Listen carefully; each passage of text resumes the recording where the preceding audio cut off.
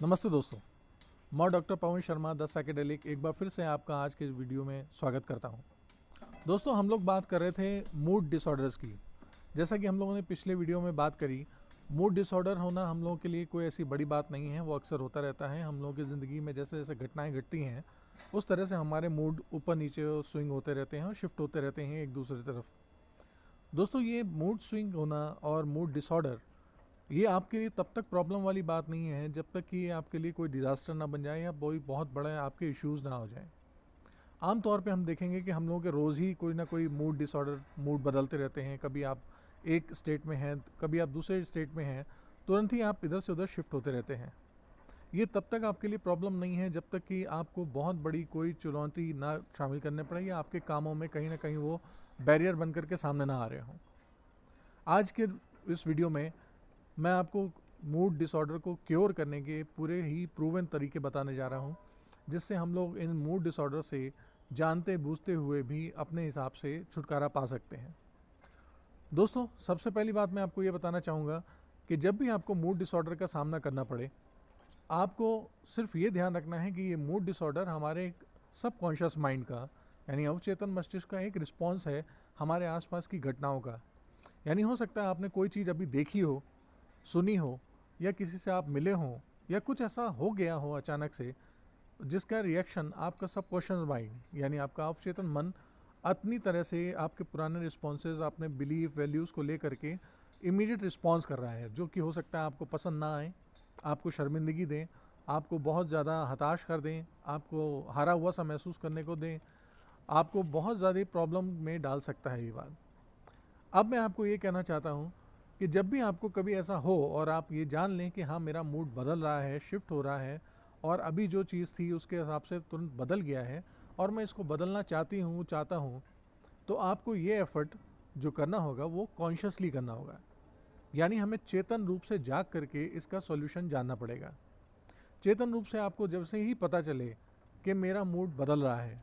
तो आपको ध्यान रखना पड़ेगा कि आखिर ऐसी कौन सी चीज़ें हैं, कौन सी उत्प्रेरक, कौन सी ऐसी आवाज़ है, कौन सा ऐसा चित्र है, या कौन सी ऐसी बात है, कौन सी ऐसी जगह है, या कौन से ऐसे कारण हैं जिसकी वजह से ये ट्रिगर होते हैं।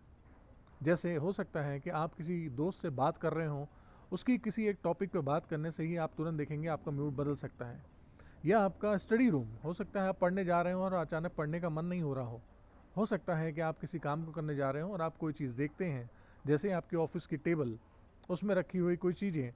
या आपका एनवायरनमेंट, तो भी आपका मन वहाँ से अट जाता है। तुरंत ही आप दूसरे काम करने लगते हो, कहते हो मैं डिस्ट्रेस हो गया, अब मैं ये काम नहीं कर सकता। तो सबसे पहले तो हमें ये जानना पड़ेगा कि वो ट्रिगर ऐसे क्या हैं। आप उन पर कॉन्शियसली काम करें,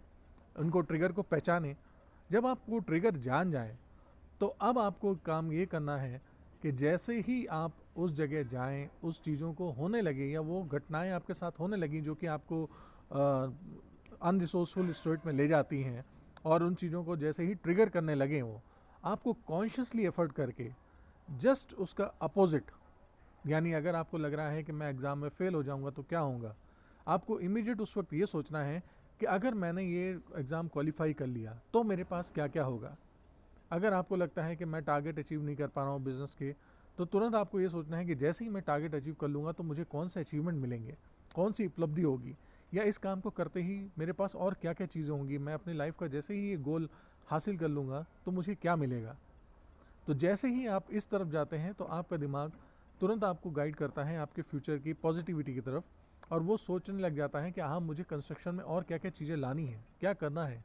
मैं और कौन सी क्रिएटिविटी कर सकता हूँ।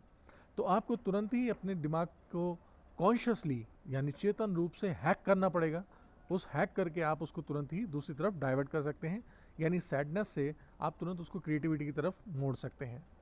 इसी तरह से आप जब कभी भी काम करने जा रहे हों, कोशिश करें कि आप इस समय में जब कभी भी ये चीज़ें ट्रिगर हो भी जाए, तो भी आपको ये ध्यान रखना है कि जैसे ही मेरा मूड ऑफ हो रहा है, आप किसी अपने खास दोस्त, अपने जीवन साथी, अपने किसी बड़े, अपने कोच, अपने मेंटर, किसी से भी आप तुरंत उस वक्त बात करना शुरू कर दें। ज़रूरी है कि आप लोगों में जाएं, या हो सकता है आप एक वॉक पे निकल जाएं, या हो सकता है कि आप कुछ मनपसंद ड्राइंग, क्रिएटिविटी, अचानक आप अपने आप को रूट डाइवर्ट बदल दीजिए। जैसे ही आप रूट शिफ्ट करते हैं अपने आप को, जैसे ही आप बदलते हैं अपने आप को, तो आप देखेंगे कि आपने उस होने वाले इमोशन को वहीं पे रोक दिया और आप एक नए न्यूरल पाथवे की तरफ घूम गए। ये बिल्कुल इस तरह से हो गया जैसे कि आपको किसी हाईवे में जा रहे हो और अचानक आपने एक छोटी सी गली दूसरी तरफ ले ली, रूट ले लिया और उधर से आप दूसरे हाईवे की तरफ निकल गए। इस तरह से आप कॉन्शियसली अपने आप को चेंज कर सकते हैं। मैं आपको सजेस्ट करना चाहूँगा कि जब भी कभी आपके पास ऐसा होने लगे तो आपको तुरंत ट्रिगर को नोट करना है, और नोट करने के साथ साथ आप ऐसा भी कर सकते हैं कि कोई जर्नल लिखना शुरू कर दें। आप उस चीज़ों को लिखना शुरू करें कि मेरे साथ जब ऐसा होता है तो आखिर मेरे साथ क्या क्या घटनाएं होती हैं, मेरे साथ रिएक्शन क्या होता है, मेरे इमोशंस कहाँ ले जाते हैं, मुझे डिप्रेस क्यों करते हैं, मुझे एंग्जाइटी क्यों देते हैं। जब ऐसे ही आप ये लिखने लगेंगे तो एक तरह से आपको वहाँ पे पॉजिटिविटी और नेगेटिविटी का प्रोज एंड कॉन्स निकल के आने लगेगा, और आपको ये पता चलने लगेगा मुझे किस पे फोकस करना है, मुझे कौन सी चीज़ों को इग्नोर करना है। देखिए, जो भी चीज़ आप काम करते हैं ये कॉन्शियसली करेंगे, कॉन्शियस माइंड से करेंगे, और ये जब प्रैक्टिस करते रहेंगे, मैं ये नहीं कह रहा हूँ कि आपको तुरंत ही एक दिन में ये चीज़ें काम करने लगेंगी। आपको कॉन्शियसली एफर्ट करना है और लगभग 21 से 22 दिन तक जैसे ही आप ये करते रहेंगे तो ये एक हैबिट माइंड बन जाएगा आपका, और फिर आप उसके यूज्ड टू हो जाएंगे। और ये भी ध्यान दीजिए, जिस स्थिति में आप अभी हैं, यानी सैडनेस, एंग्जाइटी, डिप्रेशन, ये भी उन्हीं चीज़ों का ही एक रिजल्ट है। आपके पास अगर कभी 10, 11, 12 दिन तक लगातार यही हताशा बनी रहे, यही डिप्रेशन बने रहे, यही एंग्जाइटी बने रहे, तब ये बात कंसर्न की है, यानी सोचने की है। और अगर कभी ये डे टू डे बेसिस में होती रहती है तो कोई बात नहीं है, ये होता रहता है हम लोग के साथ, क्योंकि हम लोग का मूड इसी तरह से चेंज होता है जो हमारे आसपास की घटनाएं हो रही हैं। अभी आप देखेंगे तो आपको छोटी छोटी बातें खुश भी कर देंगी, अभी आपको तुरंत हटा देंगी। तो कॉन्शियस एफर्ट करिए। ज़रूरी ये है कि आपके साथ जो घटनाएं हो रही हैं, आपको ये नहीं कहना है कि मेरे साथ ऐसा क्यों होता है, मुझे ये पता नहीं है। पता करना ही आपके लिए एक मात्र सॉल्यूशन है, और जैसे ही आप पता करते हैं आप उसके लिए बेहतर करने के लिए काम करना शुरू कर देते हैं। और जब आप बेहतरी के लिए काम करते हैं तो आपको ऑप्शन मिलना शुरू हो जाते हैं। आपको ऑप्शंस मिलते हैं तो आपके पास चॉइसेस बन जाती हैं। जब चॉइसेस मिलती हैं तो आप एक डिसीजन मेकिंग एबिलिटी होते हैं, आपके पास राइट होता है कि मुझे क्या चुनना है, मुझे फिर से वही डिप्रेस स्टेट चुननी है या मुझे क्रिएटिविटी चुननी है, मुझे वही एंग्जाइटी चुननी है या मुझे बेटर डिसीजन मेकिंग चुननी है, मुझे ज़्यादा सैड होना है या मुझे खुशी होना है, मुझे जॉयफुल होना है, मुझे डिलाइट होना है। मेरे रिलेशंस में अगर टेंशन आ रही है तो मुझे रिलेशन हेल्दी रखने के लिए क्या करना है। यहाँ पर आपको प्रॉब्लम के सॉल्यूशन मिलेंगे, और जब आप डिसीजन मेकिंग स्टेट में होते हैं तो वहाँ पे चीज़ें आपके लिए सॉल्यूशन का काम करती हैं, ना कि वो प्रॉब्लम का एक हिस्सा होती हैं।